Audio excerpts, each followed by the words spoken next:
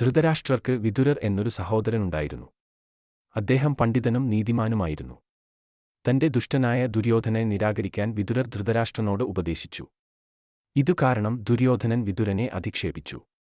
വിതുരർ കൊട്ടാരം വിട്ടു തീർത്ഥാടനത്തിന് യാത്രയായി. ഏറെ നാളുകൾക്ക് ശേഷം ശ്രീകൃഷ്ണന്റെ പ്രിയ സുഹൃത്തായ ഉദ്ധവനെ കാണാനിടയായി. വിതുരൻ ശ്രീകൃഷ്ണനെക്കുറിച്ച് ചോദിച്ചപ്പോൾ കുട്ടിക്കാലം മുതലേ ഭഗവാന്റെ ഭക്തനായ ഉദ്ധവൻ കരയാൻ തുടങ്ങി. അദ്ദേഹം പറഞ്ഞു, ശ്രീകൃഷ്ണൻ ഇവിടുത്തെ വിനോദം അവസാനിപ്പിച്ചു സ്വന്തം വാസസ്ഥലത്തേക്ക് പോയി. കൃഷ്ണന്റെ മരണവാർത്തയറിഞ്ഞ് വിതുരർ വളരെയധികം ദുഃഖിതനായി.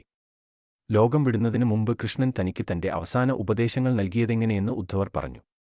താങ്കൾക്ക് ഉപദേശം നൽകാൻ ശ്രീകൃഷ്ണൻ മൈത്രേയ മഹർഷിയോട് ആവശ്യപ്പെട്ടിട്ടുണ്ട് എന്ന് ഉദ്ധവർ പറഞ്ഞു. ഉദ്ധവരുടെ കണ്ണു നിറഞ്ഞു. മരിക്കുന്നതിനു മുമ്പ് കൃഷ്ണൻ തന്റെ ക്ഷേമത്തെക്കുറിച്ച് ചിന്തിച്ചിരുന്നു. ഞാൻ മനസ്സിൽ വിചാരിച്ച കാര്യം ഭഗവാൻ തയ്യാറാക്കി വച്ചിരിക്കുന്നു. അങ്ങനെ ഉദ്ധവോപദേശവും വിതുരോപദേശവും ജന്മം കൊണ്ടു.